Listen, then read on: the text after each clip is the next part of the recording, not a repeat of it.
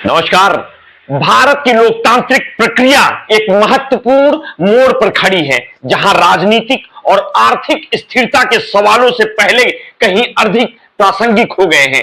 2024 के संसदीय चुनाव, जिनमें भारतीय जनता पार्टी के नेतृत्व वाला राष्ट्रीय जनतांत्रिक गठबंधन एनडीए और 26 दलीय इंडिया गठबंधन आमने सामने है, न केवल देश के राजनीतिक माहौल को गर्म कर चुके हैं, बल्कि आर्थिक अस्थिरता भी पैदा कर दी है। इन चुनावी अनिश्चितता ने विदेशी पोर्टफोलियो निवेशकों और स्थानीय व्यापारियों दोनों में चिंता बढ़ा दी है। विदेशी निवेशकों की बाजार से निकासी और सोने की बढ़ती कीमतें इस बात की ओर संकेत करती हैं कि निवेशक और आम जनता दोनों ही देश की राजनीतिक स्थिरता पर भरोसा खो रहे हैं। इस रिपोर्ट में हम चुनावी परिदृश्य, आर्थिक स्थिति और उनके बीच के संबंध पर विस्तृत चर्चा करेंगे, जिससे यह स्पष्ट हो सके कि वर्तमान घटनाक्रम किस दिशा में जा रहा है और उनका संभावित प्रभाव क्या हो सकता है।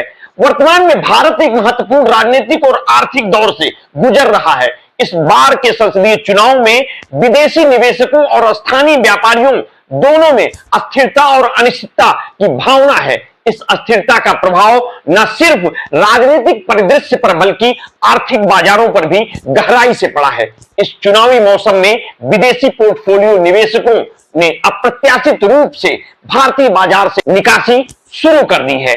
यह पहली बार नहीं जब चुनावों के दौरान एफपीआई ने अपने निवेश की दिशा बदली है, परंतु इस बार की प्रतिक्रिया असामान्य रूप से नकारात्मक है। 2014 और 2019 के चुनावों से पहले भारतीय जनता पार्टी के नेतृत्व वाले राष्ट्रीय जनतांत्रिक गठबंधन को एफपीआई का व्यापक समर्थन प्राप्त था। नंतू बनर्जी की लिखी रिपोर्ट के अनुसार 2024 के चुनाव के दौरान एफपीआई ने मई के मध्य तक 22,000 करोड़ रुपए से अधिक के शेयर बेचे हैं और अप्रैल में भी उन्होंने 21,524 करोड़ रुपए की निकासी की थी।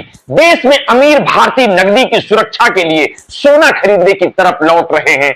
आधिकारिक रिकॉर्ड के अनुसार पिछले महीने सोने का आयात $1 अरब से 3 गुना बढ़कर $3.1 अरब हो गया है। सोने की कीमतें लगभग हर हफ्ते बढ़ रही हैं, जो इस तथ्य की पुष्टि करती है कि लोग अपने धन को सुरक्षित निवेश में बदलने की कोशिश कर रहे हैं। भाजपा के नेतृत्व वाला एनडीए और विपक्ष में खड़ा 26 दलीय इंडिया गठबंधन दोनों के लिए यह चुनाव अप्रत्याशित चुनौतियां लेकर आया है।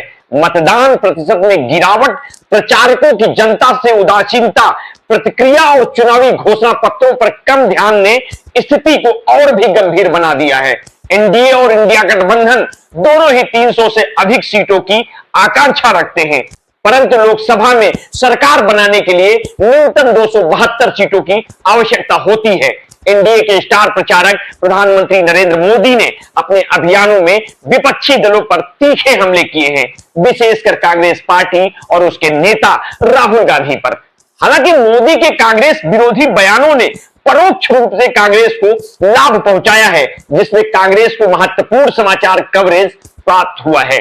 व्यवसाय और उद्योग जगत, जो आमतौर पर संभावित विजेताओं का समर्थन करते हैं, इस बार भ्रमित है। वे दोनों पक्षों को खुश कर रखने के लिए गुप्त रूप से धन की पेशकश कर रहे हैं। इस अस्थिरता का प्रभाव बाजारों पर भी पड़ा है, जहां भारतीय म्यूचुअल फंड ऑपरेटर खरीदार के रूप में बाजार के बचाव में आए हैं। भारत का वर्तमान चुनावी और आर्थिक परिदृश्य अनिश्चितता और अस्थिरता से भरा हुआ है। विदेशी निवेशकों की बाजार से निकासी और सोने की बढ़ती कीमतें इस बात की ओर इशारा करती हैं कि लोगों को देश की राजनीतिक अस्थिरता पर भरोसा नहीं है। यह देखना दिलचस्प होगा कि चुनावी परिणाम किस दिशा में जाते हैं और इसका भारतीय बाजारों पर क्या प्रभाव पड़ता है। 7 चरणों के इस लंबे चुनावी प्रक्रिया ने सभी के लिए तनाव और चिंता का माहौल बना दिया है। फिलहाल 5 चरणों का मतदान हो चुका है। छठे चरण का मतदान 25 मई को होना है। अब देखते हैं कि अब तक के हुए चरणों में मतदान प्रतिशत के अनुसार इस बार के चरण में बढ़ोतरी होती है या कमी देखने को मिलेगी। चुनावी अपडेट के लिए आप हमारे साथ जुड़े रहिए। समय समय पर हम आपको जानकारियां उपलब्ध कराते रहेंगे।